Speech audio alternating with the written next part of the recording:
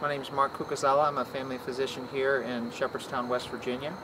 I'm also the director of Freedom's Run, which we had the second annual today. It's a 5-event run through 4 national parks, including a marathon, half marathon, 5K, 10K, and the most fun event is the free Kids Fun Run, 1 mile. Yeah, so we created Freedom's Run 2 years ago with the mission of building trails and gardens in schools. We're the #2 obese state in the country, and we needed to have creative ways to raise money to match grants. A lot of grants out there now focusing on community health. You need to come in with a lot of your own funds, and there's limited ways that you can produce a lot of funds, and most of them include things that aren't too healthy. You can kind of, beg or sell junk food, or we decided to create an event. I think our unofficial tally is about 450. There may have been a few parents in there. We couldn't even keep up with the tick timer. Yeah, it was wild, really wild, and I don't think anyone got hurt. It was good.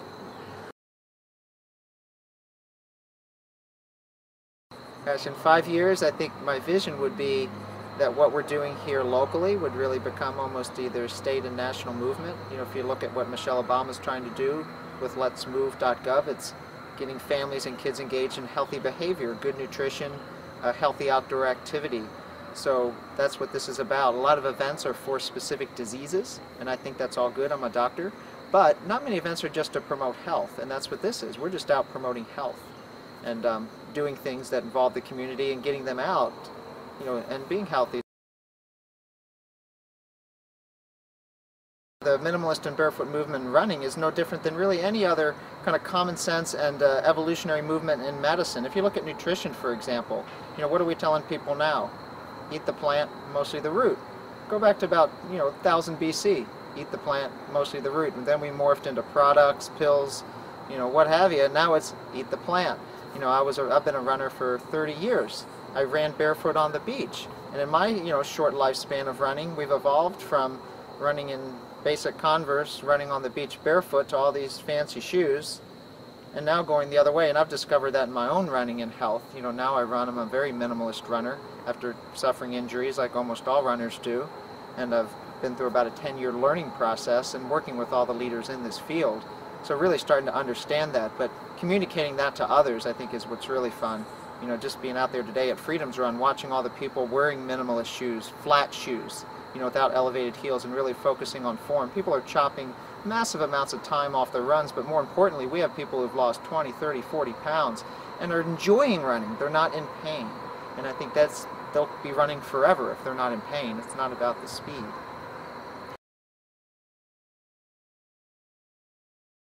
Just doing something like we did today in a partnership with Terraplana. I think almost every seminar and class I teach on running form is watch what the kids do and remember what you did when you were a kid. You just let it go. You just relaxed and you just ran naturally. And watching the kids run, I think a lot of adults today were just watching. We had a girl, I think she's 11, ran a 5:30 mile, and it's an accurate mile. And just watching her just float across the ground. Yeah, we had about 150 kids out there in the VIVOBAREFOOT shoes. And they were just loving it, and they were just so happy and running, just freely, on the streets. They needed something on their feet, but yeah, they were doing what they were designed to do.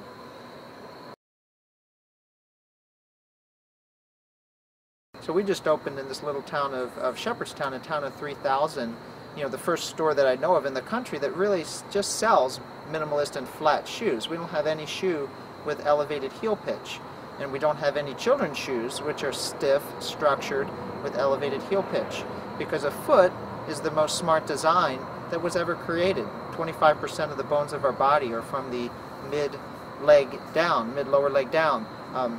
So everything that we do with a child's foot and a child's shoe needs to just be a partner with a child's natural development in their foot strength. If you have something that constricts a child's foot while the bones are forming and developing, that's having structural changes.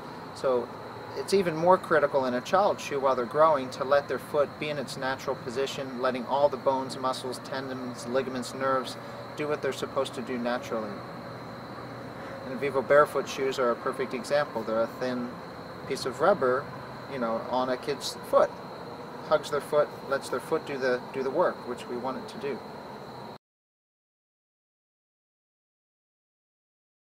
Pretty much how I was raised.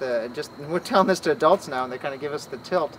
You know, are you sure you want to do that? No one's told me that. But really, spending as much time as possible barefoot. You know, and whatever you're doing. You know, whether you're in the house, in the yard. You know, spending as much time as possible in your bare feet is the most important thing for foot health. Now, if you have to go to school and you have to wear shoes, or you're on a sharp rocky trail or an athletic field where you have to wear shoes, wear something that's flat and complementary to that barefoot function. But best advice for anyone is to gradually, you know, get out of shoes as much as possible. You know, no kidding. It's what if we just told people just wear heavy gloves all day? You know, no matter what you're doing, just wear these heavy gloves. We use them when we have to pick up hot pans, but otherwise we want to sense. It makes everything upstream work. So we want to do the same thing with the feet. When they feel the ground, everything upstream works unconsciously in its natural way. So when children don't do that, they lose it. So if you never lose it, you're healthy for the long haul. And you don't have to retrain yourself like most of us adults now. A lot of us are retraining ourselves to natural and barefoot movement. And that's a long process. It's taken me about 10 years. Yeah. I wish I didn't have to do that.